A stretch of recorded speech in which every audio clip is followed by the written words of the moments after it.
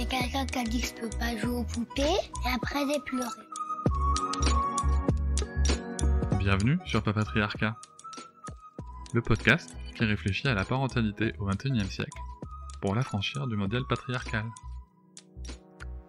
Bonjour chers auditoris, merci pour votre soutien, merci pour les 5 étoiles que vous mettez sur vos applications de podcast, merci pour les commentaires, notamment sur Apple Podcast.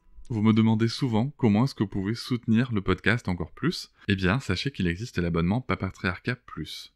Cet abonnement vous permet notamment de ne plus avoir de publicité sur les épisodes, de les avoir un jour plus tôt, et surtout d'avoir accès à tous les épisodes bonus qui sont disponibles une fois par semaine, que ce soit avec mes invités et parfois des épisodes en solo où je vous partage mes réflexions sur des sujets précis.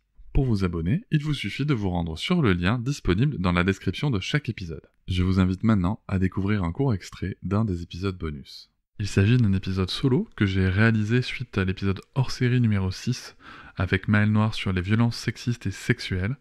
J'avais voulu amener une réflexion à la fin de l'épisode général, que je développe donc dans cet épisode bonus, une réflexion sur le fait de faire le parallèle entre le continuum des violences faites aux femmes et le continuum des violences faites aux enfants. Voilà, je vous laisse découvrir un petit extrait. Voilà, ça c'est très très catégorisé. Et donc ça constitue un continuum de violence.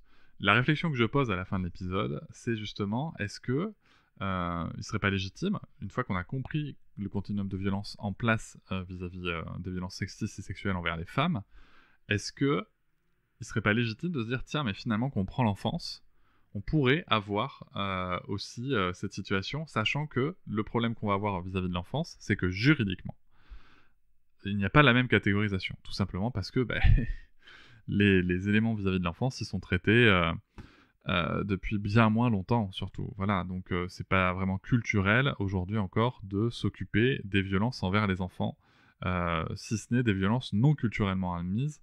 Et donc on va y trouver l'infanticide tout en haut, on va dire.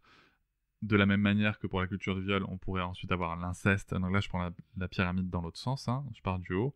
L'infanticide, l'inceste.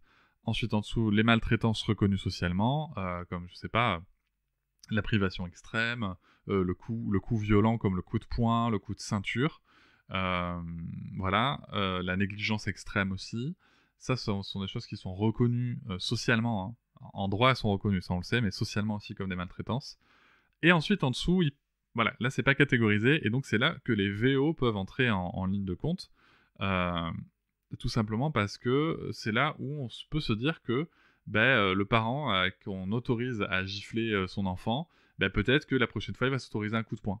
Peut-être que le parent qu'on autorise à maltraiter, à menacer son enfant, peut-être que la prochaine fois il va passer à l'acte en fait.